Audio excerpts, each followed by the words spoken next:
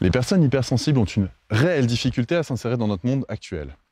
Alors, si tu es hypersensible, tu vois exactement de quoi je parle. Si tu l'es pas, peut-être que tu connais des gens qui le sont et pour lesquels cette vidéo pourrait être utile. Alors, je vais te dire dans un instant pourquoi je fais cette vidéo aujourd'hui, mais surtout, avant ça, je vais définir ce que c'est que l'hypersensibilité. L'hypersensibilité, c'est une façon de se connecter au monde qui est exacerbée, qui est amplifiée par rapport à la normale. C'est-à-dire que la plupart des gens ressentent les choses avec leurs cinq sens, ils ont une connexion à leurs émotions qui est particulière. Et les gens hypersensibles ont cette même connexion, mais amplifiée en x10 ou x100 même parfois. Ça fait quoi? Eh bien, ça fait qu'on arrive dans des situations où le moindre événement va prendre des proportions démesurées, voire dramatiques. D'où est-ce que ça vient? Souvent, c'est quelque chose qui vient de l'enfance. Parce qu'on a grandi dans un environnement très insécurisant. Alors, c'est majoritairement ça la raison. Après, il y en a d'autres. Je dis pas. D'ailleurs, dans les commentaires, tu peux éventuellement proposer, si toi, tu es hypersensible et que tu ne te retrouves pas dans la description de l'origine de cette hypersensibilité, n'hésite pas à commenter. Si tu t'y retrouves aussi, d'ailleurs, ce sera toujours avec plaisir que je lirai ces commentaires. Donc, le principe de base, c'est quoi? C'est quand on vit dans un environnement familial qui est insécurisant, typiquement avec un parent qui est sous l'emprise de l'alcool. Voilà, c'est un exemple. Le parent qui est sous substance biochimique va potentiellement être dangereux s'il a un peu bu. S'il n'a pas bu, oui, parce que là, il va être dans des humeurs pas possibles, parce que c'est quelqu'un de dépendant à l'alcool. Donc s'il n'a pas bu, il va être dangereux. S'il a un peu bu, il va être dangereux. Et s'il a trop bu, c'est lui qui est en danger. Donc on ne peut pas partir. On est un petit peu sous l'emprise de ce type de relation. Et on va chercher à savoir, avec cet hyper amplificateur, à savoir si on est en situation de danger ou pas, et à voir le moindre symptôme qui va nous permettre de déterminer si là, oui ou non, on est en situation de danger ou on est en situation de sécurité. Pour ce faire, qu'est-ce qu'on va faire? On va développer une hypersensibilité. Par exemple, on va être très sensible à la dilatation de la pupille, on va être très sensible au paraverbal, c'est-à-dire le ton de la voix, ce genre de choses. On va être très sensible aussi au bruit que la personne va faire, à ce qu'elle se cogne dans les meubles ou pas. Bref, tout ce genre de choses va développer notre hypersensibilité. Alors, j'ai pris l'exemple de l'alcoolisme, mais ça peut être toute autre forme de comportement dysfonctionnel qui met l'enfant dans une situation d'insécurité. Ça peut être aussi un excès de silence. Ça peut être des parents qui ne parlent pas, ça peut être au contraire des parents qui s'engueulent. Bref, un environnement qui fait en sorte que l'enfant se sent en insécurité. Si tu te reconnais dans cette vidéo, si ça fait partie de ton enfance, si ça te parle, je t'en prie, reste jusqu'à la fin de cette vidéo parce que j'ai des choses intéressantes à te proposer. Donc voilà, je pense que j'ai réussi à définir l'hypersensibilité.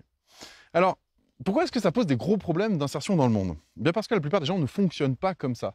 Et donc, ils vont nous juger, ils vont considérer qu'on est une chochotte, qu'on en fait trop, qu'on dramatise tout, que c'est pas si grave. Et nous, on va se sentir complètement en décalage par rapport à tout ça. Parce que pour nous, c'est grave. Pour nous, il y a quelque chose de profondément et démesurément triste dans la manière dont les gens se comportent parce qu'ils ne perçoivent pas le fond et la portée de leurs actes. Typiquement, les gens hypersensibles ont énormément de mal avec l'inconscience écologique de beaucoup de gens. Et ils vont souffrir pour la planète. L'hypersensibilité va souvent aussi avec une hyper-empathie.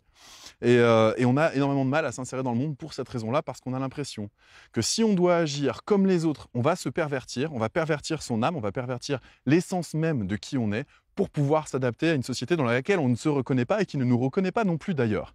Et donc, il y a un vrai décalage. Et ce décalage, il peut durer pendant des années, des dizaines d'années, voire même toute une vie, pendant laquelle, au lieu de profiter de notre existence et de se réjouir, et d'utiliser cette hypersensibilité pour aider son prochain ou pour contribuer au monde, eh bien, on va se ratatiner, je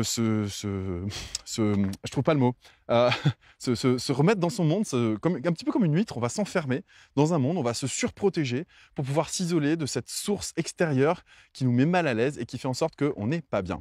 Alors, par rapport à cette hypersensibilité, l'idée, c'est pas de dire que ça se soigne. L'idée, c'est au lieu de s'isoler, parce que ça, en fait, ça fait mal. Ça fait aussi que, ah oui, il y a ça aussi comme phénomène. Ça fait que dans les relations amoureuses, on attend de rencontrer la bonne personne. Et le jour où on rencontre la bonne personne, eh bien, on est hyper dépendant affectif parce qu'on jette tout son dévolu sur cette personne-là. On est persuadé que c'est la seule et unique personne qui pourra nous comprendre. Et dans ces moments-là, forcément, l'autre pense la même chose. Souvent, on rencontre des gens, c'est pas par hasard, quoi, ils nous ressemblent un petit peu. Et au final, il y a tellement de drames potentiels dès l'instant où il y a un petit truc qui va pas. Vu que la relation ne peut pas être idéale, elle est forcément réelle. Dès l'instant où il y a un petit truc qui va pas, c'est le drame, c'est la fin du monde. Et s'il y a séparation, alors là, c'est la fin du monde complet. On a l'impression que tout s'écroule et qu'on s'en remettra jamais et qu'on est sur le point de mourir. Et cette sensation, elle est vraiment, pour l'avoir vécue personnellement, elle est vraie. Enfin, je veux dire, je le dis comme ça, peut-être avec humour, parce que je l'ai dépassé depuis, mais sur l'instant, on a vraiment l'impression que son monde est en train de s'écrouler et qu'on va crever, quoi. Clairement, voilà, je trouve pas d'autres mots. On va pas y survivre. Bon, alors bonne nouvelle, on y survit. Déjà, ça, c'est pas mal. Ensuite, par rapport à cette façon de gérer les relations dans l'hypersensibilité, eh bien, j'ai envie de dire que quand on consulte, voilà, qu'est-ce qu'on nous propose comme solution? Voilà, c'est ça où je voulais en venir. Qu'est-ce qu'on nous propose comme solution? On va nous proposer peut-être des antidépresseurs, on va nous proposer des substances biochimiques, tiens, pourquoi pas, comme nos parents, allez, pourquoi pas, pour pouvoir se couper de ces émotions qui sont trop fortes. Alors qu'en réalité, il y a une autre solution, c'est de la conserver, cette hypersensibilité, mais de trouver le bouton on-off. Et dès l'instant où on arrive à comprendre ces émotions qui vivent en nous, et à réussir à faire en sorte de allumer l'amplificateur ou éteindre l'amplificateur, eh bien ça devient un petit peu comme de la musique sur une chaîne hi-fi où on va pouvoir mettre le CD en lecture, on va pouvoir choisir aussi quel CD on va mettre en lecture ou pas, et puis on va choisir le volume auquel on met l'amplificateur en fonction des circonstances et de si ça l'exige ou pas, quoi, si on est vraiment en danger ou pas. Pour ça, il y a deux choses à faire. Premièrement, développer sa pleine conscience, mais ça, il y a des tas de méthodes qui permettent de le faire et je vois pas ce que je pourrais t'apporter de plus par rapport à ça. Et sinon, il y a surtout développer son intelligence émotionnelle. Parce que quand on se rend compte que le problème ne vient pas du monde extérieur, mais que ça vient de notre hypersensibilité qui est là activée en permanence. Alors je dis pas qu'il faut la couper, hein, qu'il faut l'annihiler, qu'il faut s'enlever de cette hypersensibilité. Je dis que ce serait intéressant de choisir quand est-ce qu'on l'active ou quand est-ce qu'on la désactive. Et pour faire ça, eh ben, l'idée c'est de développer son intelligence émotionnelle pour comprendre à quel moment est-ce que je vais y arriver. À quel moment est-ce que nos émotions se déclenchent, quels sont les stimulus qui les apportent, et surtout comment faire pour avoir ce bouton on-off ou pour baisser l'amplificateur, parce que c'est possible. Et c'est possible tout en conservant son hypersensibilité. Et en tout cas, c'est ce que je t'invite à faire. Alors si jamais ça t'intéresse, n'hésite pas à cliquer sur le lien qui est autour de cette vidéo. Je te propose une méthode simple pour développer ton intelligence émotionnelle, avec des aspects pratiques, avec des formats audio. Et si jamais ça te parle pour quelqu'un d'autre, parce que toi, tu reconnais quelqu'un de ton entourage dans cette vidéo, eh ben, je t'en prie, tag cette personne ou alors partage cette vidéo. Ça pourra probablement lui faire du bien. J'espère que cette vidéo t'a inspiré. Je te retrouve à très bientôt sur cette page. Et puis, je te remercie de ton attention et de tes commentaires parce que c'est grâce à ça que ça me donne envie de continuer à faire des vidéos comme celle-là. À bientôt. Ciao.